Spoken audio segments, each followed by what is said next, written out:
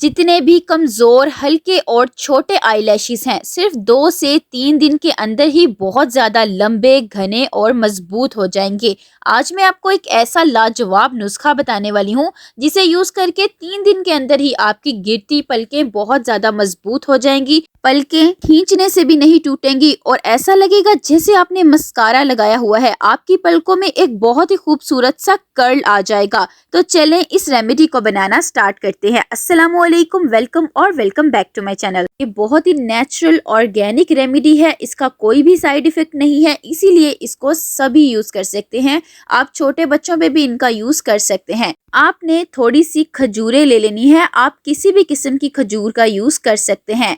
खजूरों को आपने काट लेना है और इसके अंदर से आपने इनकी गुठलियां यानी कि इनके बीज निकाल लेने हैं। खजूरों को खा के आपने इनके बीजों को वेस्ट नहीं करना या आप इनकी गुठली को ज़ाया बिल्कुल भी ना करें।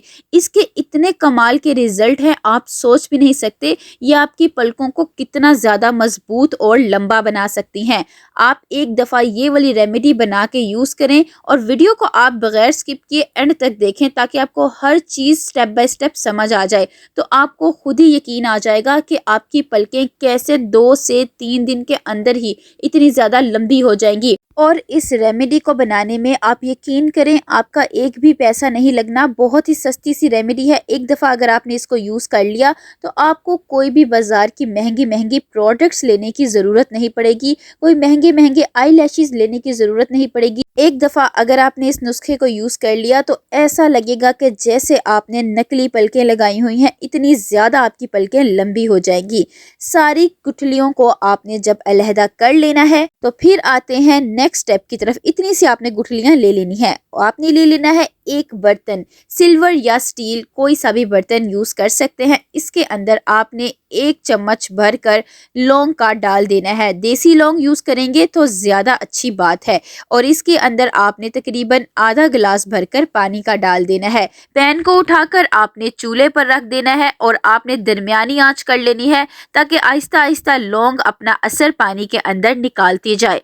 ये लौंग आपकी पलकों को बहुत ज़्यादा घना कर देगी और अगर आपकी पलकें बहुत ज़्यादा सफ़ेद होती जा रही हैं, उम्र से पहले सफ़ेद हो गई हैं, तो ये आपकी सफ़ेद पलकों को भी काला करेगी। ये वाली रेमेडी एक दफ़ा बना के यूज़ करें, आपको बहुत तेज़ी से रिज़ल्ट मिलेंगे। तकरीबन 2 से 3 मिनट के लिए आप लौंग को ऐसे ही कवर करके रख दें।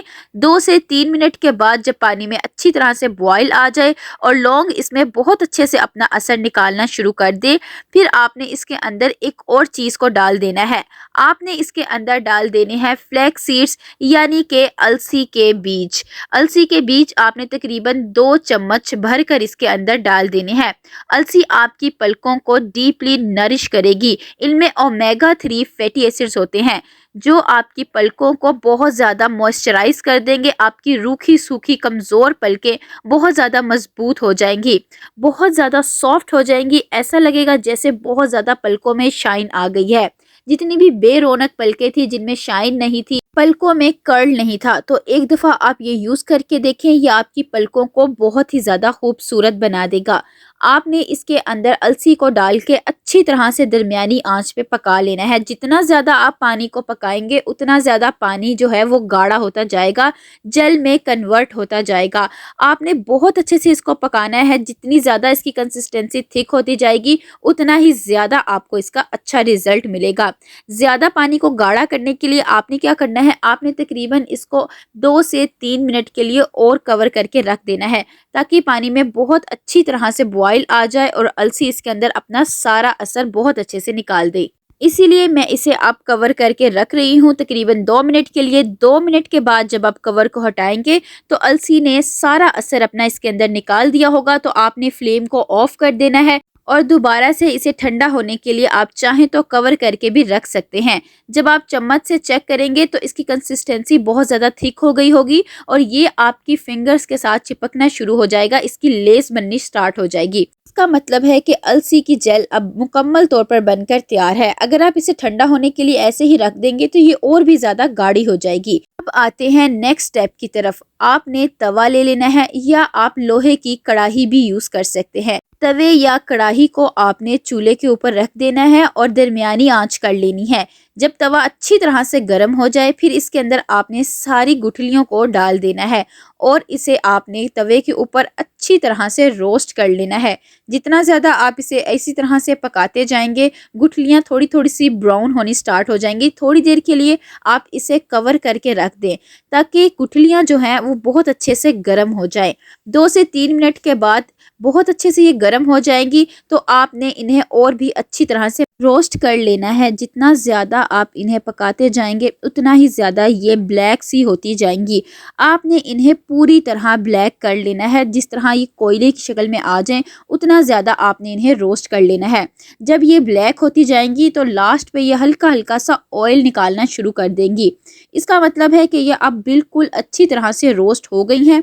तब आपने फ्लेम को ऑफ कर देना है और गरम गरम ही आपने इन्हें किसी कटोरी के अंदर डाल लेना है। अब आपके सामने मैंने सारी गुठलियों को कटोरी में डाल लिया है। जब ये इस तरह से गरम गरम हो तभी आपने इन्हें किसी बर्तन में डाल देना है और अच्छी तरह से आपने इनकी पेस्ट बना लेनी है। आप इन्हें चाहें तो ग्राइंड भी कर सकते हैं लेकिन इस तरह से अगर आप पीस लेंगे तो ज़्यादा अच्छी बात है।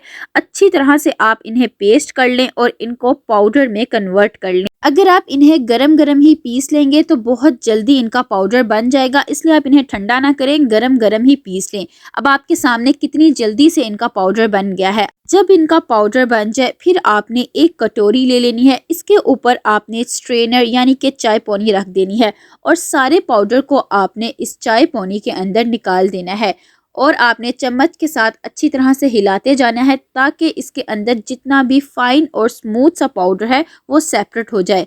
क्योंकि हमने इसे पलकों में यानी कि आंखों में लगाना है तो बहुत ही ज़्यादा फाइन और स्मूथ सा हमें पाउडर चाहिए। इसके लिए यही तरीका है कि आप इन्हें अच्छी तरह से छान लें और फाइन और स्मूथ सा पाउडर अलहदा कर लें। आप चाहें तो इस तरह भी कर सकते हैं या बारीक नेट या शिफॉन का कपड़ा लेके इसके अंदर पाउडर को डाल के भी आप बारीक सा पाउडर अलहदा कर सकते हैं। अब ये बारीक और स्मूथ सा पाउडर बनकर मुकम्मल तौर पर तैयार हो गया है। अब आपके सामने है। अब आपने क्या करना है, आपने एक बर्तन ले लेना है।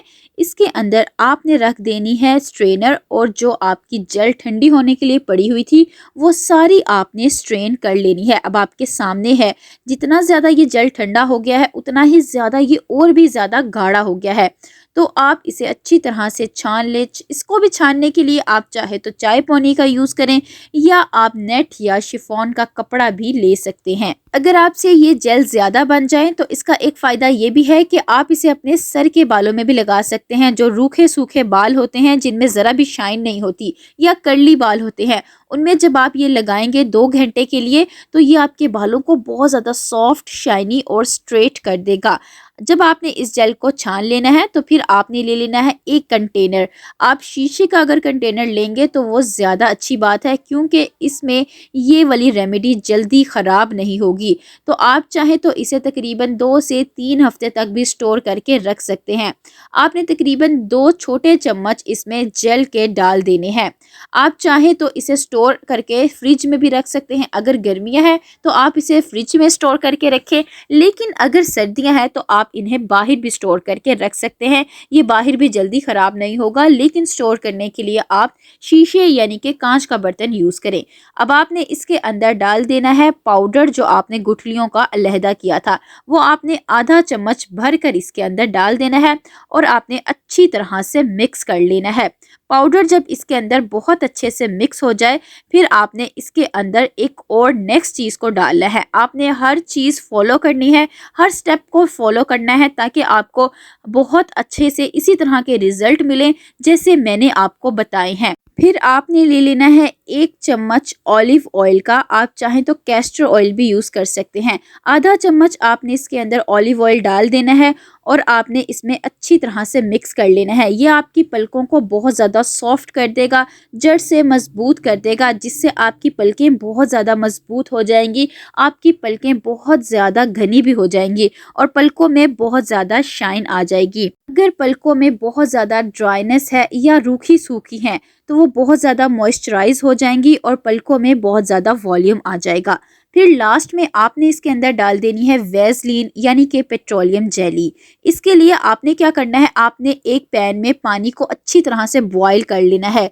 जब पानी अच्छी तरह से बॉईल हो जाए फिर इसके अंदर आपने 1 चम्मच वैसलीन को इस तरह से डालना है कि आप एक कटोरी ले लें, इसके अंदर आप वैसलीन को डाल दें और इस कटोरी को आप इस गर्म पानी में डाल दें ताकि जो वैसलीन है वो बहुत अच्छे से मेल्ट हो जाए। डायरेक्ट हीट पे आपने वैसलीन को गर्म नहीं करना, सेम इसी तरीके से आपने वैसलीन को मेल्ट कर लेना है। वैसलीन सारी इसके अंदर 1 मिनट के अंदर ही मेल्ट हो जाएगी। ये देखें आपके सामने ये कितनी जल्दी और आसानी से मेल्ट हो गई है। अब सारी मेल्ट हुई वैसलीन को भी आपने इसके अंदर डाल देना है और अच्छी तरह से मिक्स कर लेना है। अच्छी तरह से जब आप इसे मिक्स कर लेंगे तो आपकी ये रेमेडी बनकर मुकम्मल तौर पर तैयार हो जाएगी। जब भी आपने इन्हें अपनी पलकों में लगाना है तो थोड़ा सा आप गर्म कर लेंगे, इससे अच्छा ये होगा कि वैसलीन इसमें और भी बहुत अच्छे से मेल्ट हो जाएगी और ये आपकी पलकों की जड़ों तक चली जाएगी। जब आपने इन्हें मिक्स कर लेना है तो अप्लाई आपने ऐसे करना है कि आप कोई कॉटन बड ले लें या आप कोई खाली मस्कारा ब्रश ले लें, जो भी चीज़ है आपके पास वो ले लें। इससे अपनी पलकों में लगाएं। रात को सोने से पहले आप इसे अपनी पलकों की जड़ों में लगाएं और आप इसे अपनी हल्की आईब्रोज पे भी लगा सकते हैं, यानी कि जो भवें होती हैं, हल्की आईब्रोज होती है, उन्हें घना करने के लिए भी आप उस पर लगा सकते हैं। रात को सोने से पहले अच्छी तरह से अपनी साफ पलकों में लगाएं, पलकों की जड़ों में लगाएं, आईब्रोज पे लगाएं और फिर आप सो जाएं। सुबह उठ के आपने पहले कपड़े से, सूती कपड़े से साफ कर लेना है और इसके बाद आपने फेस वॉश कर लेना है। और आप चाहें तो इसे दिन में भी लगा सकते हैं। अगर आप सुबह के टाइम भी लगाएंगे तो आपको ज़्यादा जल्दी रिजल्ट मिलेंगे। सुबह के टाइम भी जब आपने लगाना है तो आप इसे लगा रहने दें, ये ज़रा भी इरिटेट नहीं करेगा। अगर छोटे बच्चे हैं आपके घर पे, उन पे लगाना है तो आप इसका यूज़ उनकी पलकों पे भी कर सकते हैं, लेकिन उन बच्चों पे लगाने के लिए आप रात को ही यूज़ करें, क्योंकि सुबह के टाइम बच्चे हाथ लगा सकते हैं तो आंखों के अंदर जा सकता है, इससे इरिटेशन हो सकती है। तो आपने अगर अपनी पलकों पे लगाना है तो आप सुबह के टाइम भी लगाएं, रात के टाइम भी लगाएं। वीडियो पसंद आए तो like, share and subscribe my channel. मिलते हैं इंशाल्लाह नेक्स्ट वीडियो में। अल्लाह हाफिज़।